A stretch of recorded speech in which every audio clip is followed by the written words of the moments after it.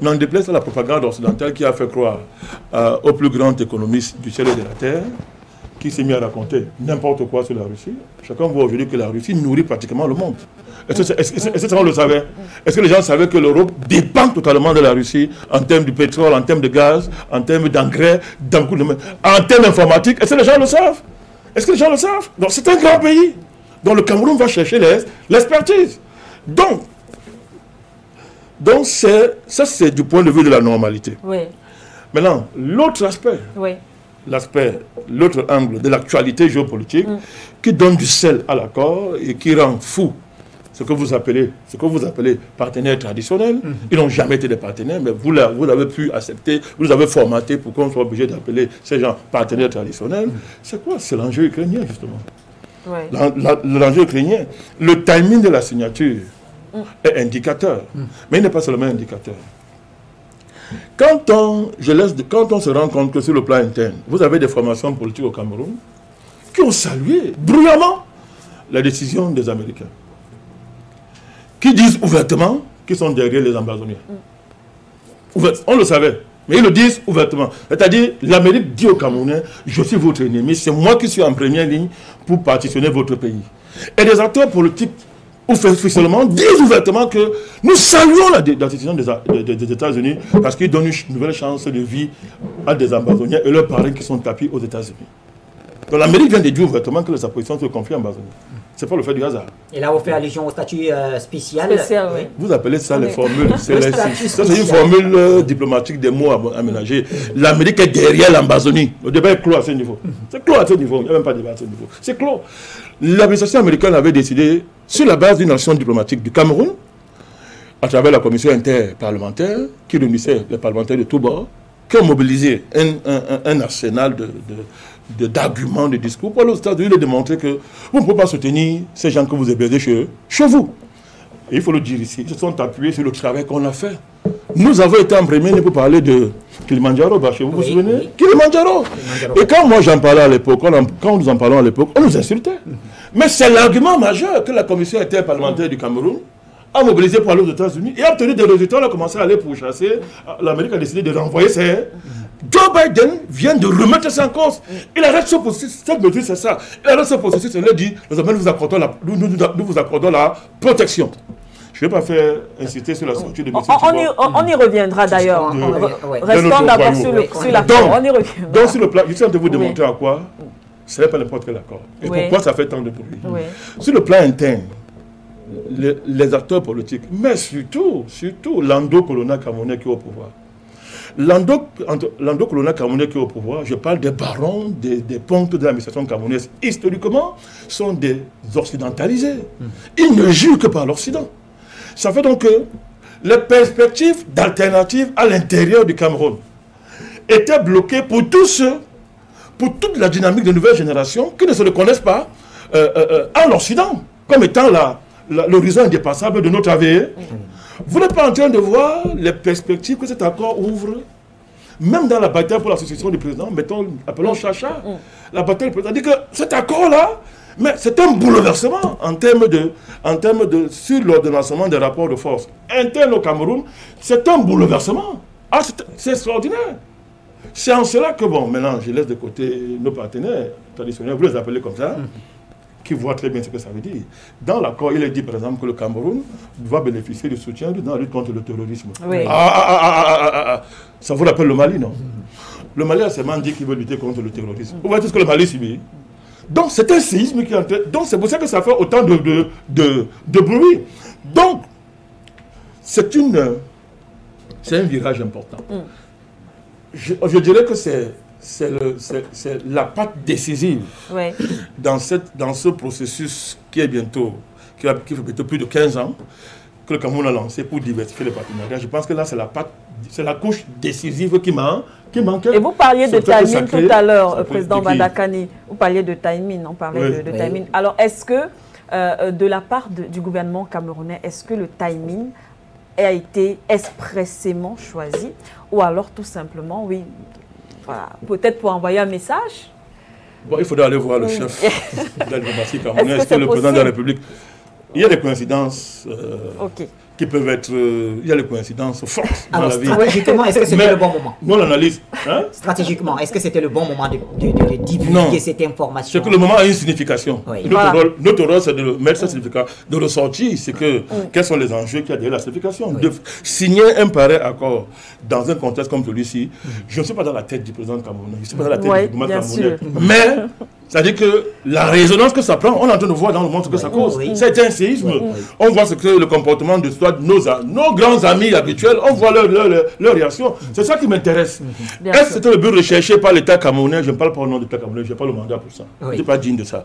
Est-ce que c'était le but? Je ne sais pas, mais moi j'analyse. Et je vois cet accord-là, c'est-à-dire que c'est la patte décisive, n'est-ce pas, de processus de diversification de partenariat de notre pays, qui, quand on fait l'analyse de la géopolitique interne au Cameroun, aurait un impact majeur dans les dynamiques, n'est-ce pas, de la succession du président Biya. Parce que ce n'est plus un sujet tabou, on nous oblige de parler de ça, parce qu'il y en a qui sont déjà dedans depuis. Très bien. Merci, président Mandakani. Serge Espoir Matomba. Alors, vous étiez plusieurs fois candidat à la présidentielle et dans la dernière compétition, j'ai lu votre programme politique et vous parliez justement de la nécessité de diversifier les partenaires pour arriver, bien sûr, à mettre le pays au niveau où il faut. Je le dis comme ça. Alors, aujourd'hui, est-ce que vous pensez que l'accord militaire entre la Russie et le Cameroun va aider le pays à aller dans ce sens-là? Sinon, est-ce que les autorités actuelles ont mûrement réfléchi avant de s'engager quand même à signer des accords avec un pays qui est écarté, délaissé, pour ne pas dire rejeté par l'Occident, et au moment, et j'ajoute à cela, au moment où les États-Unis d'Amérique, quand même la Grande Amérique, décident d'attribuer un statut spécial à ceux qui pourtant sont à la manœuvre de la crise anglophone? Ben, plusieurs fois candidat, non. Une fois candidat. D'accord, merci. Plusieurs fois candidat, mais président plus tard. Donc, je vais dire que j'ai souri quand vous posiez la question au président Mandakani sur le timing. Vous savez, le fonctionnement d'un État ne dépend pas forcément, n'est-ce pas, de l'humeur de d'autres pays. Le Cameroun est libre de signer des accords quand il veut, quand il estime qu'il doit les signer. Un accord, comme vous pouvez l'imaginer, ne se signe pas sur un simple coup de tête. Il y a des réflexions qui sont menées, il y a des commissions qui travaillent autour, il y a autant de choses.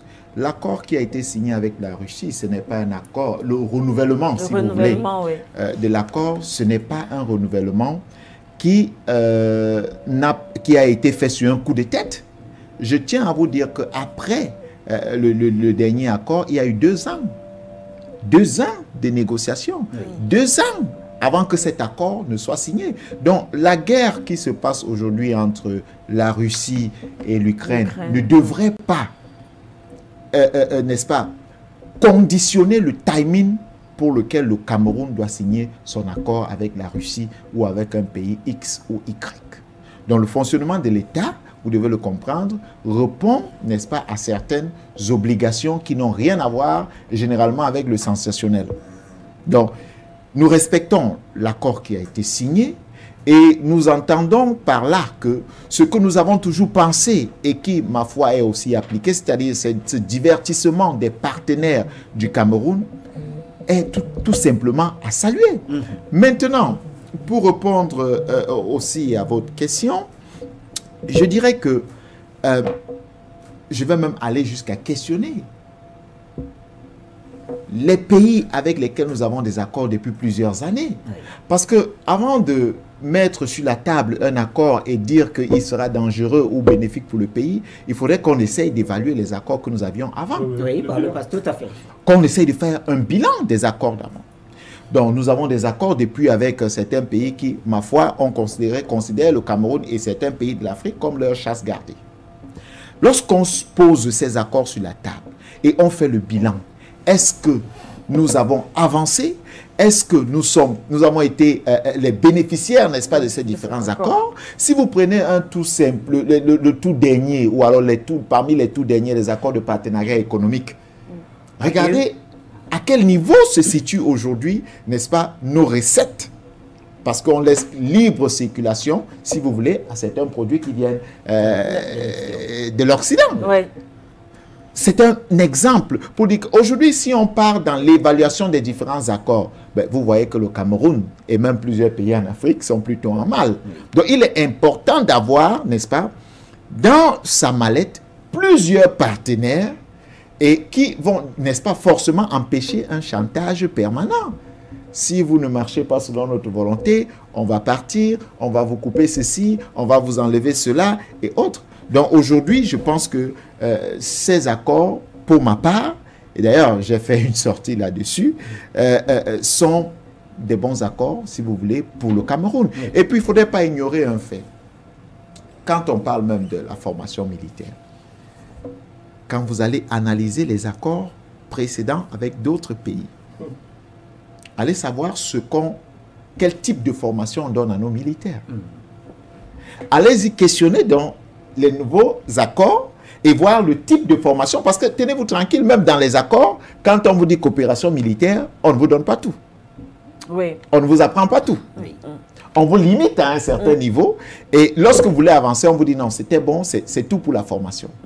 Parce qu'en fait, on vous prépare à n'être que des serviteurs, à ne jamais pouvoir prendre sur vous la responsabilité d'avancer de vous-même. On vous amène toujours à penser que vous avez besoin des autres, que vous ne pouvez pas prendre des initiatives vous-même. Et il est aujourd'hui important de dire que le Cameroun a la liberté, le droit et le devoir de se lever le matin et de dire « je marche demain avec la Chine, je marche avec la Russie, je marche avec l'Inde » et personne n'a le droit de questionner ma volonté. Personne n'a le droit de m'imposer sa volonté. Donc, si vous voulez, le timing ici est le timing du Cameroun. Très bien. C'est le timing du Cameroun. J'aimerais quand même justement avoir la réaction du président Matomba sur la sortie de M. Tibor Nagui. Le président Bandakani en parlait d'ailleurs tout à l'heure. Je ne sais pas si Marius, du côté de la réalisation, peut afficher le tweet. C'est un tweet qui a quand même fait le tour de la toile. Le temps de récupérer tout ça. De récupérer. De toutes les façons, moi je vais le lire pour les téléspectateurs. Puisque certainement le président Matomba a dit. Oui, puisqu'il a réagi également par rapport à ce tweet. Alors, Tibor Nagui, qu'on connaît très bien, dit ceci: je ne peux pas croire que le Cameroun ait signé donc un accord militaire avec la Russie au plus fort de l'agression en Ukraine. Cela pique les yeux des États-Unis et de la France, deux pays dont le Cameroun pourrait avoir besoin d'aide à l'avenir, mais tant mieux pour les Ambazoniens. Mais il faut déjà, ça revient, n'est-ce pas, à la première thématique. Le Cameroun n'est pas la chasse gardée d'un pays. Le Cameroun n'est pas une marionnette. Et ici, Tibor Nagui avoue qu'ils sont ceux qui sont derrière ce qui se passe aujourd'hui, ce qu'on pourrait qualifier, n'est-ce pas, d'Ambazonie. Parce qu'il dit bien, tant mieux pour les Ambazoniens. Donc, comme pour dire, puisque vous avez décidé de signer les accords avec la Russie, alors nous allons continuer à agiter le spectre ambazonien. Et évidemment, nous allons réussir peut-être à diviser votre pays. Mais je tiens à vous préciser que la déstabilisation du Cameroun n'est pas d'aujourd'hui. Depuis plusieurs années, ces puissances-là pensent déstabiliser le Cameroun. Mais tenez-vous tranquille, ils ne viennent pas avec à visage découvert. Ils utilisent toujours les Noirs, les Camerounais et même plusieurs organisations. Donc il est important de comprendre que les enjeux, il est important de comprendre pourquoi est-ce que le Cameroun est une cible et pourquoi est-ce que nous devons nous lever tous comme un seul homme pour défendre ce pays et empêcher donc ces mains externes de venir le déstabiliser. Tibor Nagui ici, il y a quelque temps, il faisait encore, je ne dirais pas l'apologie du terrorisme, mais il faut voir qu'aujourd'hui, ils ont réussi à accorder un statut spécial à ceux-là qui sont reconnus comme des personnes qui financent, qui participent directement et même indirectement au terrorisme au Cameroun. Ils ont réussi à leur accorder un statut spécial. Ça veut tout dire. Quand on sait qu'en matière de coopération ou en matière de coopération étatique, il y a une sorte de solidarité. Vous n'allez pas voir un Camerounais mener des actions à partir du Cameroun contre les États-Unis et que le Cameroun ferme, n'est-ce pas, les yeux ou les oreilles. Le Cameroun agira au profit des États-Unis. Mais vous allez voir des Camerounais, même s'ils ont la nationalité américaine, agir contre les intérêts du Cameroun, étant aux États-Unis, et les États-Unis restent tranquilles. Ils vont même plus loin, en accordant même l'asile à certains qui sont encore au Cameroun, en leur disant, vous pouvez venir. Donc, c'est comme pour dire qu'aujourd'hui, le Cameroun doit comprendre qu'il n'est pas l'ami, n'est-ce pas, de ces différents pays, et il doit agir en conséquence. Merci à vous, Président Matomba. Je pense qu'on va poursuivre avec vous, Maître Sondjo, toujours concernant cet accord de défense militaire qui a donc été renouvelé entre le Cameroun et la Russie, un accord qui fait couler justement beaucoup d'encre et de salive, alors que ce n'est pas nouveau. Effectivement, on est revenu sur un certain nombre d'aspects. Et si on rebondit aussi sur cette dernière sortie de M. Nagy, alors est-ce que c'est une façon pour les États-Unis de dire, du moins pour ces pays, de dire au Cameroun et autres pays africains que justement l'heure est donc au positionnement. Alors, il faut dire qui est avec qui n'est pas avec qui. C'est le moment de choisir. Le Cameroun a-t-il fait son choix? Parfait. Il ne fait pas de débat que les États-Unis anglophones bénéficient de solides appuis aux États-Unis. Ça échappe à tout débat. Le président Bamaka l'a dit. Oui. Et c'est compréhensible. La zone est pétrolifère. Et attire les convoitises. Là où il y a le pétrole, l'Américain est prêt à tout. Là bien, ils alimentent donc une guerre. Mais avec le temps, la guerre ne produit pas l'effet escompté. Nous sommes à la 5e année là. Oui. Entre-temps, il faut envisager un plan B. Et c'est lequel? Dans l'espoir de s'attirer les faveurs du régime camerounais, on commence à expulser les exilés. On les expulse vers le Cameroun. Espérant qu'avec cela, on peut se rapprocher du régime et profiter d'eux. Mais malheur en prend, c'est à ce moment que le Cameroun ça va signer cet accord avec la Russie. Justement, pourquoi est-ce que ça fait tant jaser par rapport à la question que vous avez posée? Alors qu'antérieurement, il y a eu d'autres accords qui sont passés sous silence. C'est le moment choisi. C'est au moment où la Russie est en train de combattre les intérêts de l'OTAN en Ukraine. Et qui, pour ce faire, est perçu comme l'ennemi redoutable à abattre. Et lorsque je parle de quelqu'un comme mon ennemi, je considère que celui qui s'allie à lui est mon ennemi. Du coup, le Cameroun, pour avoir poussé le bouchon au point de signer cet accord à ce moment précis, n'ayant pas voté la résolution à l'ONU contre les sanctions adoptées à l'endroit de l'ONU, de la Russie, les États-Unis se disent, tiens, là, c'est terminé. Alors, comment donc gérer le cas du Cameroun? Vous avez lu la citation de Thibaut Nagy? Oui. Interprétons-la. Lorsque lui-même dit, le Cameroun le fait aux grandes dames des pays qui auraient pu l'aider en cas de difficulté, tant mieux pour les Ambazoniens. Vous savez comment je comprends? Non. L'aide que je devais vous procurer en cas de difficulté, désormais, je donne ça aux Ambazoniens. En raison de votre incurie. Donc tenez-vous tranquille.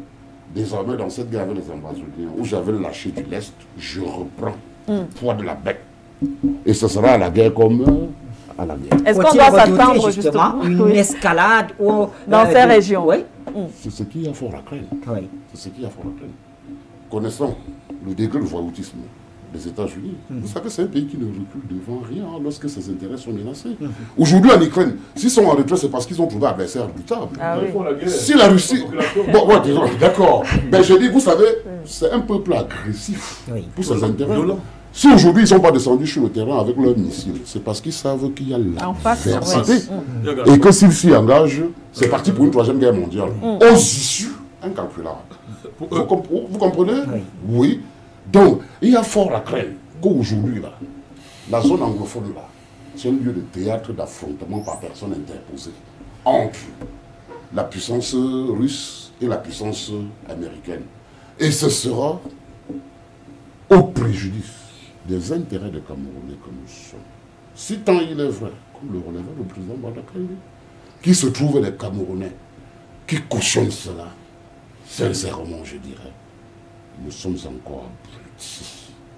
Et l'abrutissement dont vous parliez tout à l'heure dans votre précédente intervention, qui tend à amener le Camerounais, l'Africain, à penser que le modèle c'est l'Occident, ce n'est que la conséquence du système éducatif mis sur pied ici, hérité de la colonisation. Chez nous, on a tendance à penser, Bachir, que être intelligent, être connaisseur, c'est amasser les diplômes, récolter dans des instituts mis sur pied par ceux-là, qui vous enseignent suivant les canons par eux arrêtés, tendant à vous faire croire que le modèle c'est non. C'est ça l'embêtant. Non. Il est temps que les Africains ouvrent les yeux. Il est vraiment temps. Je tire un coup de chapeau à ces dirigeants maliens dont nous parlions tout à l'heure. Et je pense pour ma part que pour peu que les Africains en prennent conscience, le salut de l'Afrique pourrait passer par une telle révolution. Et il faut saisir l'opportunité. L'opportunité est donnée aujourd'hui par la Russie. Parce qu'en réalité, à travers la guerre menée en Ukraine, la Russie est en train de redessiner la carte du monde. Ce qu'on a appelé ordre mondial, la Russie a tendance à le renverser. Et c'est une opportunité pour nous. Saisissons. Je ne suis pas en train de demander que nous changeons un maître pour un autre. Non. C'est pas ce que je demande. Mais je dis, lorsqu'il y a une opportunité qui se présente en nous, susceptible de nous aider à nous débarrasser d'un esclavagisme que nous connaissons depuis des siècles, pourquoi pas exploiter? En conclusion, ce qui fait problème, le moment choisi, le moment choisi, c'est ça qui fait problème. Et vous avez posé la question de savoir si stratégiquement le Cameroun avait choisi le bon moment. Je ne sais pas ce que vous entendez par là. Bien sûr qu'au regard de la coopération avec l'Occident, le mouvement est très mauvais. Bien sûr. Mais est-ce que notre intérêt se limite à la coopération avec l'Occident? Encore que cette coopération nous produit absolument rien. Mais si on regarde de la coopération avec la Russie, le moment est très bien choisi. Très bien. Et s'il vous plaît, entre deux mots, il faut choisir le moindre. Pourquoi? Parce que la Russie saura aujourd'hui qui sont ses amis, ses véritables amis. Déjà un, et ensuite la Russie tient tête au monde entier. Qui tient tête aux États-Unis tient tête au monde entier. S'il vous plaît. Et ensuite, par rapport à l'intérêt de son peuple, le dirigeant c'est quoi? C'est celui qui veut d'abord pour l'intérêt de son peuple. Bien sûr. Peu importe s'il vous plaît, que cela vous plaise outre-mer ou pas. Par rapport à l'intérêt de son peuple. Le Cameroun est dans une situation sécuritaire des plus déplorables. Il y a un Boko Haram qu'on ne parvient pas à éradiquer depuis des années. Et pourtant, vous dites que nous sommes liés par des liens de coopération militaire. Qu'avez-vous fait depuis par rapport à Boko Haram? Pratiquement rien. Qu'avez-vous fait pour nous permettre de débarrasser des sécessionnistes? Rien. Bien au contraire. Vous avez versé de l'huile sur le feu. Aujourd'hui, si je peux trouver un susceptible de m'apporter l'aide dont j'ai besoin, ou tout au moins l'assistance qu'il me faut pour me débarrasser de ces mots, pourquoi hésiterais-je? Non. Je ne peux pas penser à votre bonheur tant que moi je vis dans le malheur. Je commence d'abord par moi, et pour vous, chrétiens musulmans, on dit charité bien ordonnée. Commence par soi-même. Merci, maître Sanjo, président Bandakani. Alors,